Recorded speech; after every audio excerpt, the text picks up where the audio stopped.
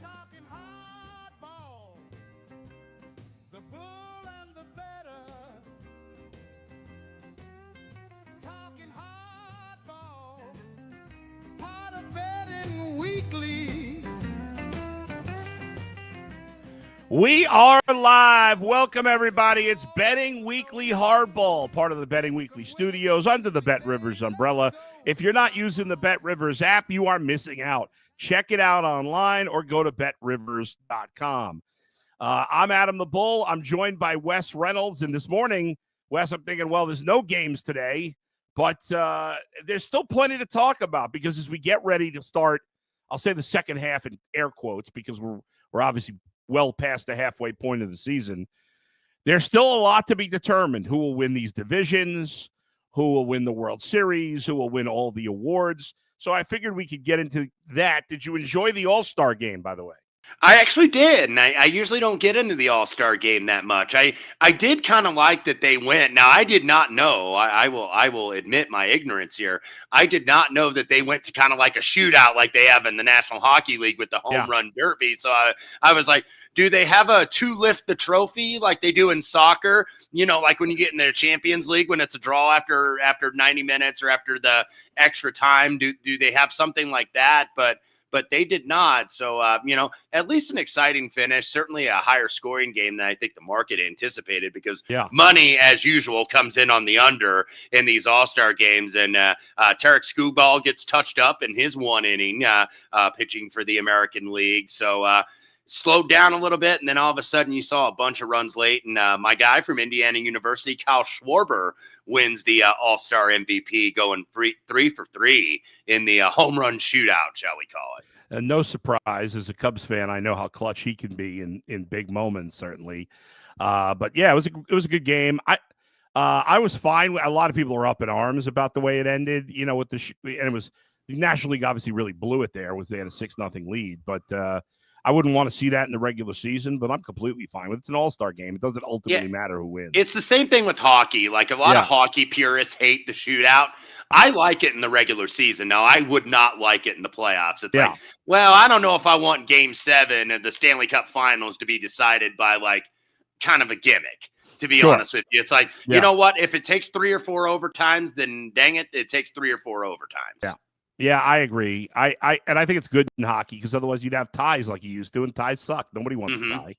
So, all right. Well, there are things to get into today, and let's begin in terms of the division. We start the post All-Star break segment of the season with obviously the Tigers have a massive lead in the Central of 11.5 games. So we'll leave them out of it because I don't think anybody's going to say they're going to blow that lead.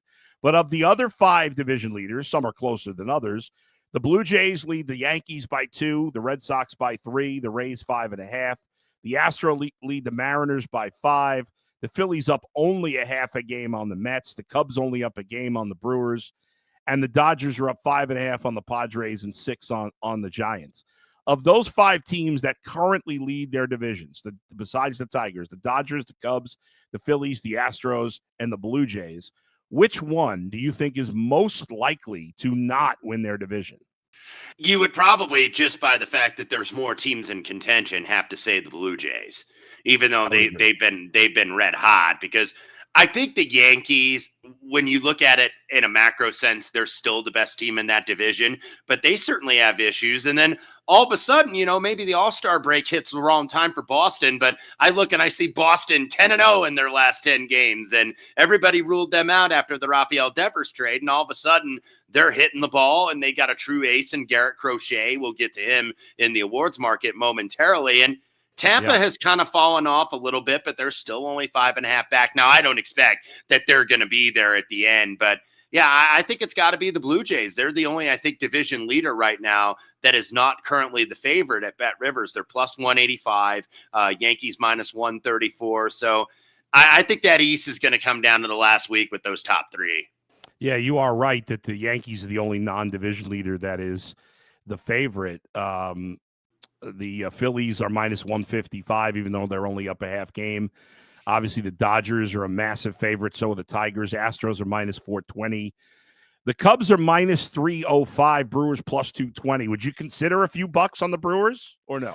I would. And look, I have a lot of questions sometimes about this Milwaukee team. They hit the ball on the ground a lot. So this is a team that can kind of go dormant offensively at times, but they've found something. I think their pitching staff is a lot healthier. Freddie Peralta, I think, is a pretty steady Eddie. Jose Quintana is usually going to give you 5 and really not much more than that. They've had Brandon Woodruff come back. And of course, The Miz, who is now the leading candidate for NL Rookie of the Year, has been awesome. Like the wrestler, The Miz. I'm The Miz and I'm awesome, and he has been. Now our team's going to start to figure him out, but I watch him in the All-Star game on Tuesday, Adam. And he's throwing like 102 back to back. It's Amazing, like, man, this kid's got some really nasty stuff. So it's going to take a little while longer, I think, for these hitters to figure him out. And then some of these guys that have been, openers from starting standpoint, the middle of the bullpen with DL Hall and McGill and these guys, I think they got a pretty solid bullpen. So the Brewers, I think you absolutely should probably take a look at it plus 220. Yeah, I would consider it. I think the Cubs in the end would win the division, but the Brewers will be a playoff team. I would bet on that right now. I think they're both going to the playoffs this year. At plus 220, I would definitely consider it.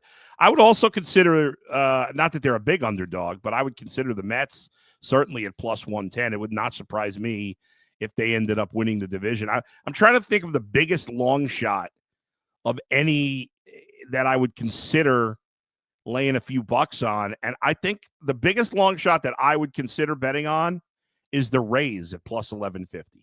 For me. Yeah, I could certainly see that. They've been a lot better than I thought that they were going to be. I thought that they were going to be the cellar dwellers here in the East. And I know, it's been a little rough sledding and the Red Sox have all of a sudden gotten hot. That's probably as high as I would go to, because the Cardinals, I think we may have seen their best right now. And now you see them at 1,400. But I want to go back to the Mets really quickly. Yeah. Do you trust that this pitching staff is going to stay healthy? Because now all of a sudden they have Senga and Sean Manaea back and they look healthy, but the back end, those kind of like, the 6th and 7th starter, if you will, who would essentially be middle relievers, but guys they've had to use, they're all kind of banged up. And that's what scares me about the Mets. They've got a lot of pitchers on the injured list. And I know the core 5, what was going to be their starting rotation at the start of the season, looks like it's intact, but I don't trust it. That's just what that's who the Mets are, Adam, for like the last, 25 years. Somehow they have a pitching injury and they just can't overcome it. And I could see that happening again. Yeah, listen, I agree. I don't trust the Mets rotation. I think the Mets need to be aggressive at the trade deadline and make a move for a pitcher. And I think they might. I think there's flaws with the Phillies on the opposite side. A lot of their hitters are getting old all of a sudden. Mm-hmm. And that lineup, which on paper looks really good, I don't like their lineup as much as it looks on paper. Obviously, their rotation is great, but the rest of the team, there's a lot of question marks. There's question marks in the lineup. There's certainly question marks on defense, and there's certainly question marks in their bullpen, which, you talk about the Mets being bad for a long time, being that way. I mean, the Phillies bullpen, they seem to never be able to, get a lockdown closer there. So, they've kind of bounced around between Kerkering and Strom. And so I think they're a flawed team as well. But yes, to answer your initial question, I do not trust the Mets rotation at all. At all. Yeah. And who would have thought at this standpoint in the middle of July, we'd see Braves 45-1. And not even consider them. Yeah, that team, I think, I don't want to say mailed it in. That might be too extreme, but man, I feel like in a way that they have, like they kind of, because I was thinking in May, okay, they're going to turn this around. They're going to make a little bit of a run, but with Schwelly on the shelf, with Sale on the shelf, just not a lot of hope. Austin Riley still out. I don't think there's a lot of hope in the ATL for these guys. No, the Braves and the Orioles are the most shocking bad teams. Absolutely. Absolutely. It all just fell apart for the Orioles. Yeah, no doubt about it. All right, let's go to some individual awards here. And let's jump to the MVP board. Obviously, we have massive favorites when it comes to the MVP. In the American League, Aaron Judge is minus 835, although he's not as big a favorite as he was, say, a month ago, as the big dumper, Cal Raleigh. He's taken over the world. He won the home run derby. He's leading the league in homers. He's plus 300. Then it's a big drop to Byron Buxton, Jose Ramirez, Julio Rodriguez, Bobby Witt Jr., Junior Caminero, all plus 3,500. Obviously, Aaron Judge, an overwhelming favorite, but would you consider a couple of bucks on Cal Raleigh? He'd be the only one I would consider, and I still Yeah. think it's going to be Judge's to lose. And, even though the Derby I thought was fairly solid on Monday, didn't there seem like there was a little bit missing without like the big superstar Big time, in yes. it with Aaron Judge? Yeah. I think that would have made that event. It's very similar to like the NBA dunk contest when we never get a superstar in it anymore. Not anymore. Even years ago, like Kobe in his rookie year, or a couple of years did it, but you just never get those guys. And I think it takes away from it. I thought if you would have had Judge out there, that would have made that event much bigger on Monday night. Yeah, I want Judge, Ohtani, and Pete Alonso. Those are the highlight guys. You want the big, huge guys that hit bombs. So yeah, it was disappointing not to have those guys in, especially Judge. But all right. In the National League, to me, is fascinating. And I will admit maybe there's some bias here because I am a Cubs fan. Shohei Ohtani, an overwhelming favorite, as he should be, to win the MVP at minus 1430, especially because he's going to pitch more and more in the second half. Pete Crow Armstrong at plus 750, then Juan Soto plus 2,000, and Kyle Tucker plus 2,500. To me, if the season ended right now, and I know that's not what the odds are based on, but if the season ended right now, to me, Pete Crow Armstrong is the MVP of the National League. Exactly, right? And I feel like there's actually more buzz for PCA right now because, probably because some people got him at big prices to start the season. Oh, sure. There is real legitimate palpable buzz for PCA. And the Chicago Cubs, you never want to underestimate the allure of kind of a larger market team, which the Dodgers certainly are with Ohtani, but so are the Cubs. And, the fact that the Cubs are so good right now, the fact they're only up one game, but a plus 119 run differential for the Chicago Cubs. I believe that is tops in all Major League Baseball. It certainly is in the National League. Yes, it is. I think this is going to narrow, Adam.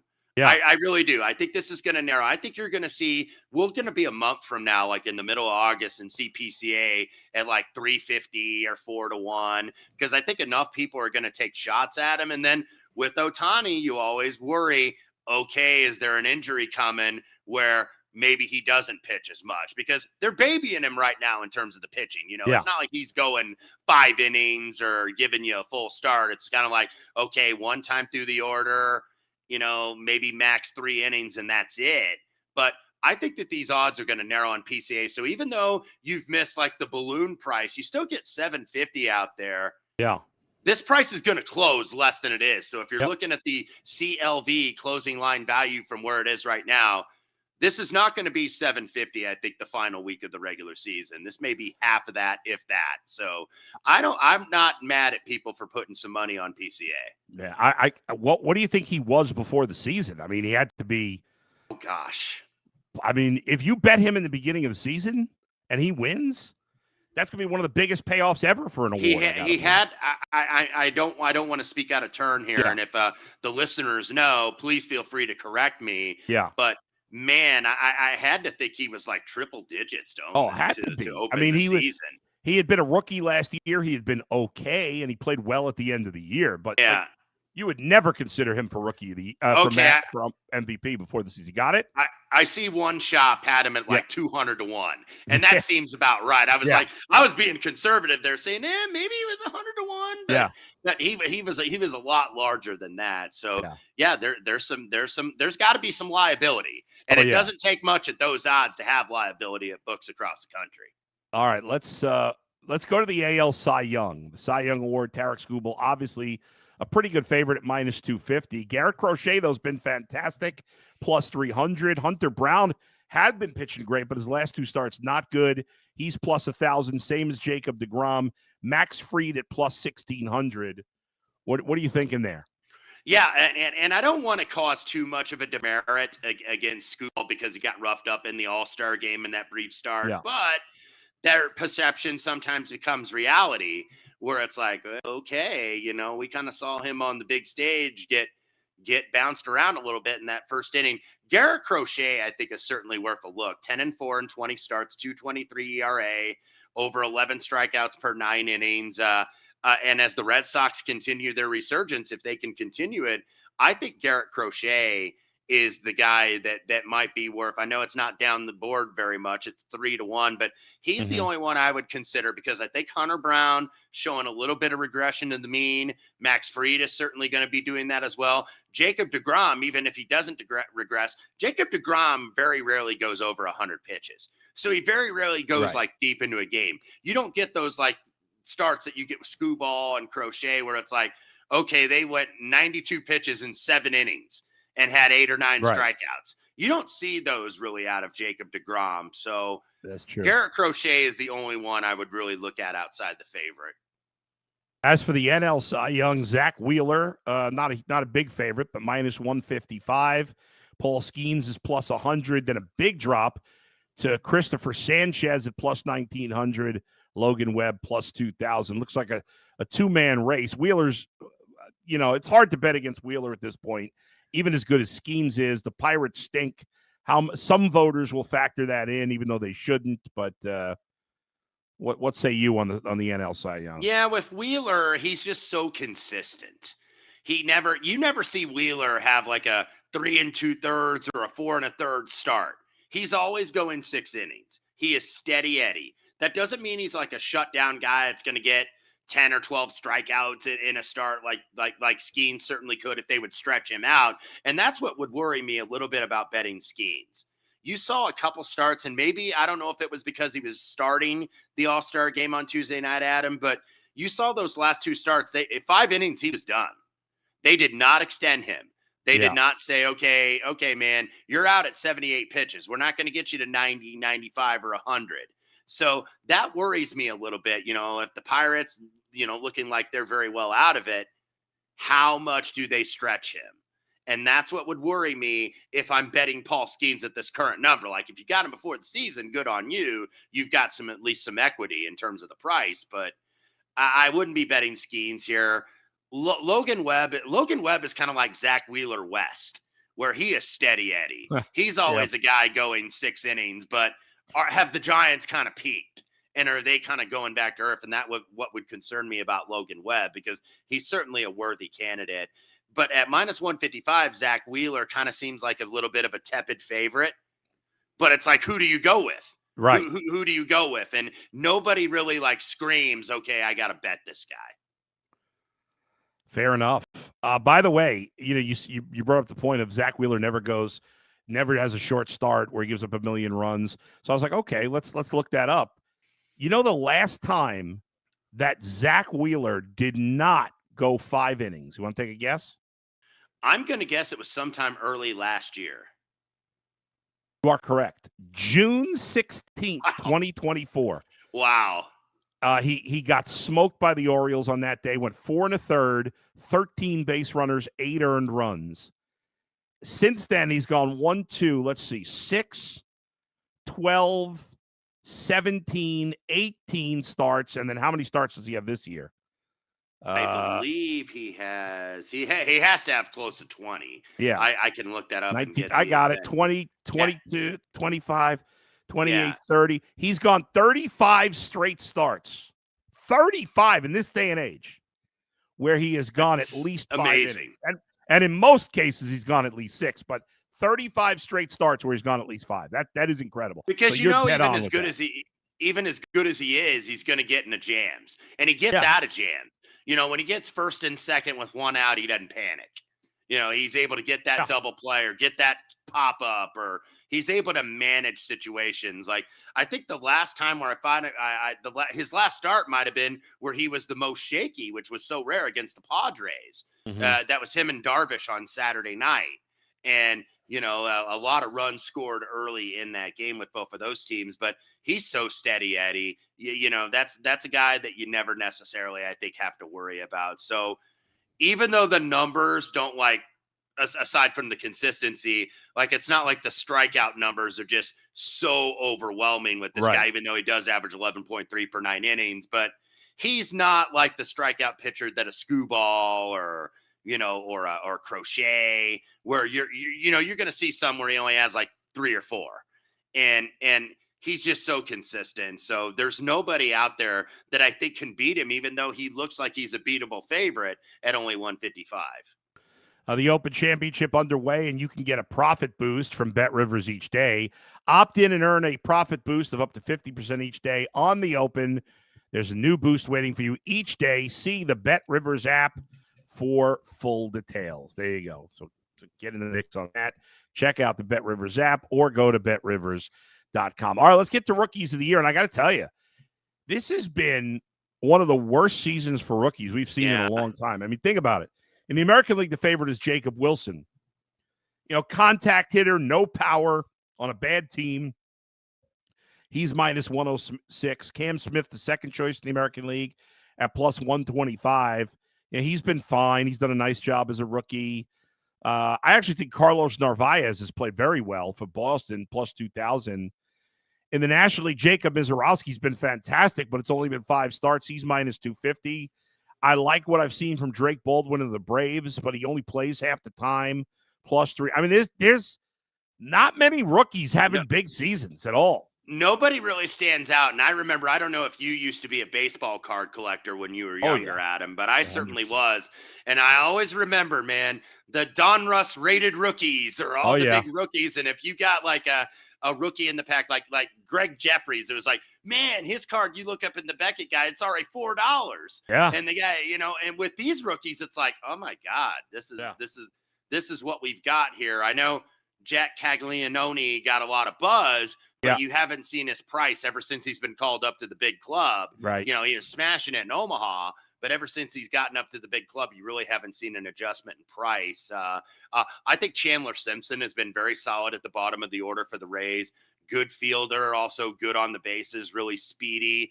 Noah Cameron continues to pitch above metrics for Kansas City. I keep waiting for this guy to get got, and every time I bet against him, he gets me. He goes 6 or 7 innings and, goes over his strikeouts and everything. So I'm done fading that guy.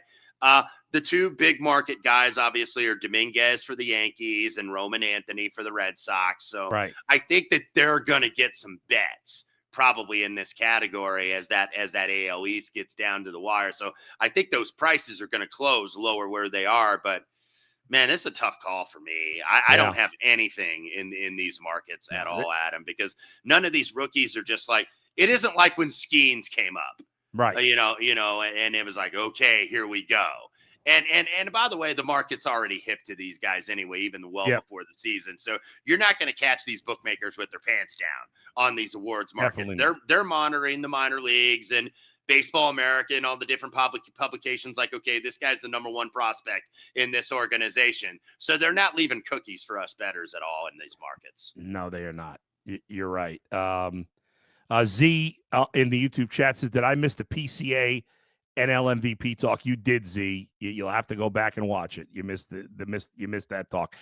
All right, we finally get baseball back on the diamond tomorrow. We'll talk about it here for a minute. The first game, there is one afternoon game tomorrow, the Red Sox and Cubs at Wrigley Field, although we don't have actually, that's one of the very few games I think we do have a pitching match for. You got Lucas Giolito against Colin Ray as teams set their rotation. As you said, the Red Sox have won 10 in a row. I don't know if you're ready to make a pick on this game, looking ahead to tomorrow, but it'll be good to have baseball back on the field. Yeah, it will. And one thing I will say, for me personally, that first series after the All-Star break, I'm a little bit more cautious. I will readily admit that, because you've had momentum, like the Red Sox winning 10 in a row. You're on that winning streak. You don't want to stop playing. You want to keep going. So it's like, has their momentum been halted? That's one thing that's a concern. So, one thing you do have is you have rested bullpens. Everybody's bullpen is fairly well rested, having not pitched since Sunday. So at least they're in good shape. what teams manage their bullpen more, what teams, okay, like we got to go for it now. So we got to extend these and tax these guys. So that's something that you want to look at. How long are these starters going to go? Because certainly, even though we're well past the halfway point of the season, yeah, you want to go for it now because, hey, we're getting down to the nitty gritty. We're almost 100 games in, and we want to make our moves in the division or for the pennant or for just a wild card spot. Right. But you still have to manage bullpens. So, some of these starting pitchers, unless they're the elite guys, like a Wheeler or somebody like that, I'd lean a little bit unders. I'm not saying bet them across the board in a default. Every situation's different, but with the bullpens, I think full and ready to go for the weekend, I could see some short outings for some of these kind of like middle of the pack or like average starters. So that might be the only thing I play this weekend, but usually not a lot of bets in that first series back. I need to see about a week of baseball. And then all of a sudden, you've got some starts in the books and you've got, your regular bullpen usage. Okay, who's been used more? Who's got a full stock? So then you could go with that. But I think that's hard to do that first series back from the All-Star break. I wonder what the winning percentage of home teams is for the first game compared to what it normally is in baseball. I always feel like there's an advantage, especially that first day, to be home after the All-Star break. Well, we've seen those travel spots be very good for home teams this year, even much better than normal, off Sunday. Yeah. And then have to travel on Monday, or off a Thursday game and then have to travel on Friday. Those are the two usual travel spots. And the teams that get to stay at home have been so good this year. I don't have the numbers in front of me, but yeah, I think that'd be interesting as well. The teams that have been home, maybe that won't be as pronounced too, because I'm sure a lot of these teams that have been home, you had players travel. They went to their hometown or, they took a brief vacation or something like that. So I don't know if they've been home necessarily. So you might see the road teams do a little bit better this weekend. All right. The Red Sox and Cubs, as we just talked about, one of the better series coming up this weekend. Cubs 57-39. Red Sox have won 10 in a row, 53-45. Cubs just took 2 out of 3 from the Yankees. There are some other interesting matchups to start the second half about good teams. You got the Giants and the Blue Jays. Obviously, the Jays have played real well, and the Giants, I think everybody keeps waiting for them to fall on their face. It hasn't happened. A big AL West battle between the Astros and the Mariners. Yeah, I was going to point that out. This is huge. You hate to say that when there's like well over 60 games to go, but this is the series, I think, for Seattle, because they started out so well. Now they're 5 back of Houston. Houston seemingly slightly cooled off before the break. Seattle's got to win this series, in my opinion, to kind of say, hey, we're still in this thing.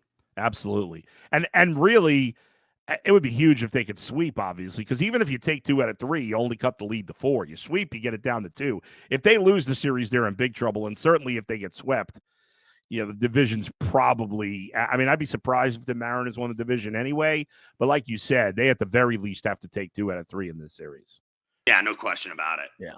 And then other interesting series, you got the Brewers at the Dodgers. The Dodgers hadn't played well going into the break. The Brewers red hot, have won 7 in a row. And the Cardinals and Diamondbacks, I think those are 2 teams that are going to be interesting to see what they do. The trade deadline is 2 weeks from now. And I think the Cardinals and Diamondbacks are both fringe playoff contenders. They've gotten there in a different way. The Diamondbacks have kind of just been mediocre all year, whereas the Cardinals got off to a good start, then they played poorly. They played a little better lately, but I actually believe in the Diamondbacks more than the Cardinals, but the Diamondbacks got some injuries, so I don't know. We got to find out if these 2 are real contenders or not. Same here for me. And then Texas would be another one I think that kind of fits into that category as well. They get the Tigers for a set, and Texas just won below 500, but that's kind of what they've been all year. So those fringe teams you mentioned, like St. Louis, Arizona, Texas, Minnesota, Cleveland. like those teams, Cleveland. I think those teams are the ones that we're going to want to watch for the deadline coming up. No doubt. All right, folks. So tomorrow it'll be Doug and Albert for Betting Weekly Hardball, and they'll go through all the games of day 1 back from the All-Star break. There is no Betting Weekly Fast Break today. The show is off today. We appreciate all of you joining us today. Make sure you hit the subscribe button And make sure you check out bettingweeklystudios.com for weekly betting tips, soccer previews, tennis brackets, and breakdowns. We'll talk to you next time. Where else but right here on Betting Weekly Hardball. See you, everybody.